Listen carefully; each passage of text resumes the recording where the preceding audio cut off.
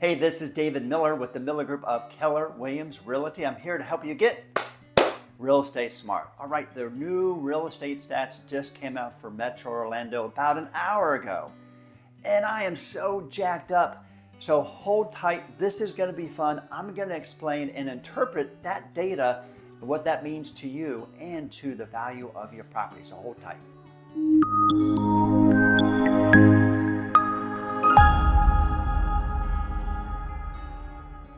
So I'm going to be sharing this information in this model on the cause of effect, as how one thing changes and it can change everything else below it. So what's the top thing? The top thing is always interest rates. Interest rates rule the world. Why is that? Well, the higher the interest rate, the more unaffordable houses are going to be for most people. As the rates go down, like back in the good old days, you remember that? About a year ago, back in the good old days when the rates were in the 2s and 3s and stuff, everything was affordable. And that's why the demand was so high. So I just sort of sneaked out the second thing. Demand is the second thing. High interest rates means that there's going to be less buyers in the marketplace, which means there's less demand.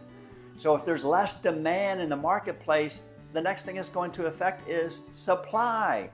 Yes, that's the inventory of homes.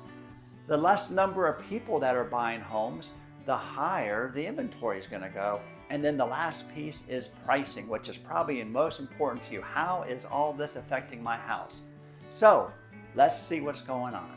So for the average interest rate for last month was 6.6%. Okay, so that actually went down from 6.8%. What we're seeing in the market is that rates are bouncing. When I'm recording this today, the rates, which is September 15th, the rates are around 7.172. Okay, so they actually have gone up. So if you listen to my previous video blog from a couple days ago, I had shared with you that I changed my prediction on when I expect the rates to go down. I was expecting them to go down in the fourth quarter. I don't see that happening. I hope they go down in 2024. For sure, they're going to be down in 2025. But time will tell, time will tell. So anyways, how is that 6.6 rate affecting the demand? Well, when you look at demand, you look at how many pending homes are on the market, and you also look at how many have closed. So if we looked at pending homes are down about 4% from the previous month. Now let's think about this here. August is the last month of summer when the kids are out of school, at least for half the month. And so that's really the last peak, or the last month of peak season of real estate is what I would say. So starting next month, it's going to naturally be lower compared to what it was before. So closings are down 2%. So why is there a difference between pending and closings? Well, just because something is under contract doesn't mean it closes, because a lot of times things fall out of contract during the inspection process. So both of those are down, okay? So let's take a look at inventory. How is that affecting inventory? Well, inventory for the second month in a row went up. It went up 7%. And two reasons. There were 6% more new listings on the market, which is good. We're dying for new listings. And the number of closings obviously went down, like I just said. So you have this inventory. There's new listings being added to it. And then there's closings that are taken away from it. So that's how it affected inventory. We're still very low inventory. We're only at 2 months of inventory. To put this in perspective, compared to August of 2019, prior to COVID, our inventory is still 20% lower than what it was before. So how is that affecting average days on market? So average days on market is from when you put your house on the market, how long does it take to go under contract? Well, that actually went up 5%.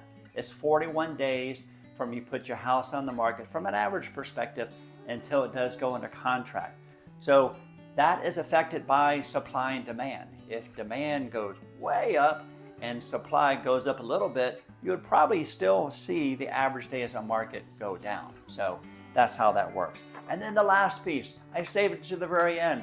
I hooked you and made sure that you came along for the ride here, is pricing. So pricing for the second month in a row actually dropped. It dropped about 1.3% compared to what it was last month.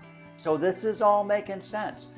Maybe not complete sense because, as I mentioned, interest rates went down. You would expect demand to go up, but keep in mind with real estate, that is tracking what is currently under contract. It takes 30 to 45 days to close. So we will see those numbers next month and how that will affect that.